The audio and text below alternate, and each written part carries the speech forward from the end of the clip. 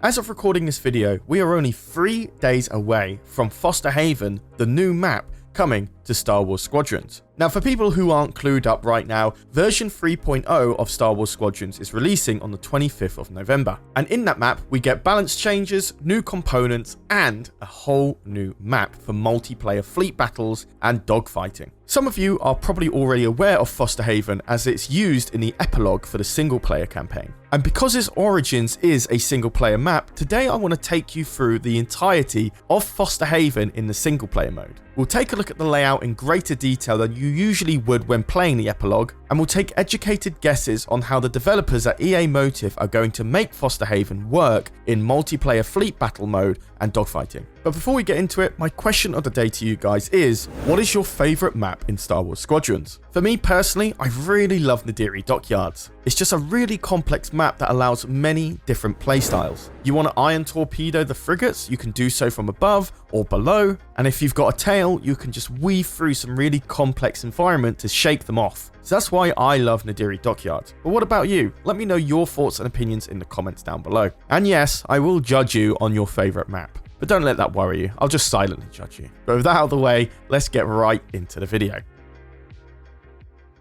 So to start off, we're in the first level of the prologue, and the first thing that comes to my attention is just how huge this map is. This is just one giant black rock. Now, how they position you in the single player mode, I think they position you very far back. I think they do this just so that they can get a lot of dialogue out of the way before you can even reach there. So I do believe the flagship won't be as far as this when the match starts. But as we get closer, we can finally see all of Fostar Haven. So I do believe the flagships will probably be very centered to the hole in the center of the rock. They will be behind the infrastructure of the dockyard itself at the beginning, but I think they'll eventually start closing in very close to the circle in the center of the map. This is quite obvious because this is how most flagships act in most of the maps. The Zabian Abyss does this, Yavin does this in some degree, except they kind of rotate to the side when they do. However, when you look at SLEs, it's not really the case. They actually move away from the infrastructure when the match has been going on for a very long time. But to keep things simple, that's how I expect the flagships to act and behave when the match draws closer and closer to a victor. On arrival to the dockyards, there isn't as many infrastructures as you first think. It's very flat and angled, which does make it quite easy to fly around compared to, say, Nadiri Dockyards, where there's a lot of verticality with all the environment. There are some trenches halfway through the dockyard. That should probably help a lot of players stay out of the view of the enemy when they're trying to sneak in and essentially flank the flagship. So I'm assuming you can do a big half circle all the way through the trench onto the enemy side of the map. That's where I assume these doors would open and you can follow through a tunnel to the other side. The big thing that stands out is that big circular rock carving dead center in the map. I think that'll be the quickest way from your flagship to the enemy flagship.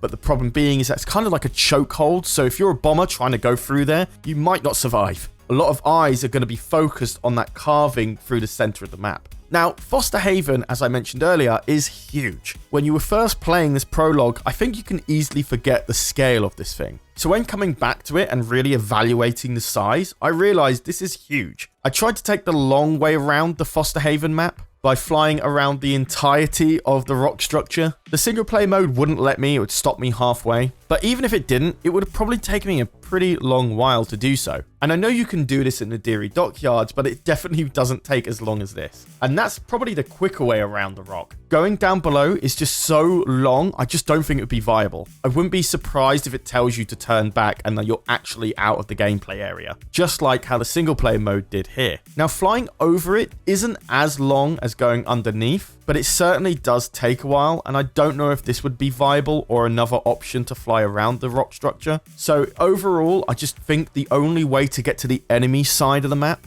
is through the hole carving in the center, the theoretical trench all the way around to the enemy side of the map, or any other new openings that the multiplayer map will have that the single player one doesn't. So we can already identify a fair few restrictions on navigating through Fostar Haven. When I looked back, I thought it would be quite like Nadiri Dockyards. You could literally fly all the way around the rock structure if you wanted. But because it's so easy to forget how big it is, the only way to maneuver to the enemy side is through the rock itself. That is, if the developers don't actually shrink the model and actually allow going around the rock viable. But I highly doubt that will be the case. The next question is, just how long will that tunnel through to the other side of the map be? If you remember in the single player campaign, that tunnel went quite a long way when chasing down Captain Javes. You had pipes throwing flames everywhere, there was steam going all over the place. Will that environmental hazard be there in the multiplayer map? And would the tunnel be as long as it was in the single player? Personally, I don't think so. I think it will be a lot more shorter, but it'll be interesting to see if you can split off into different directions inside the tunnel to get to the other side. That being, you can divert to the left and take a left subtunnel or a right subtunnel or dead on straight. Would be really interesting to see how you can hide away from the enemy to get to the other side and start attacking the frigates or the flagship. The next question is the massive laser turrets that appeared in the single player campaign. One thing that we don't see in any of the Star Wars Squadrons maps is environmental hazards. Could we see something like that in Fostar Haven? Would these turbo laser cannons that appear in single player appear in the multiplayer map as well? That would be very interesting, and what would be even more interesting is there be turrets allocated to each faction, meaning that you might have to prioritize taking out these laser cannons before you can even get to, say, the enemy cruisers or the flagship. This could definitely add another layer of complexity to this map that has been brought to none of the others, and again, potentially make Fostar Haven super unique. Just to absolutely make sure I haven't missed anything, I did play the second episode of the prologue, which is still in Fostar Haven. Here you're on the other side of the map, where you're trying to fly through the Star Destroyer just to get up to the rock structure and help Captain Jave escort the refugees. Looking at the rock structure, there is absolutely nothing to take away from this. It is just one big slab of rock, and obviously this is where we're going to see the biggest change in the map,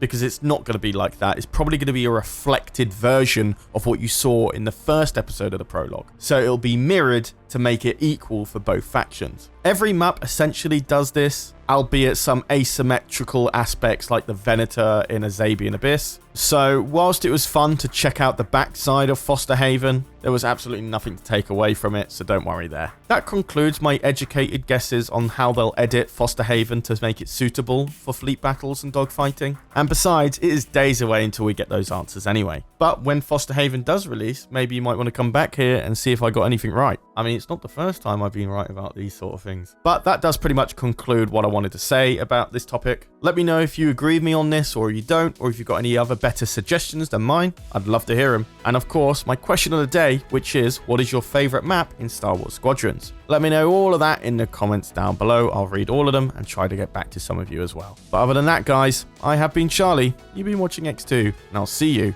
in the next video. Take care.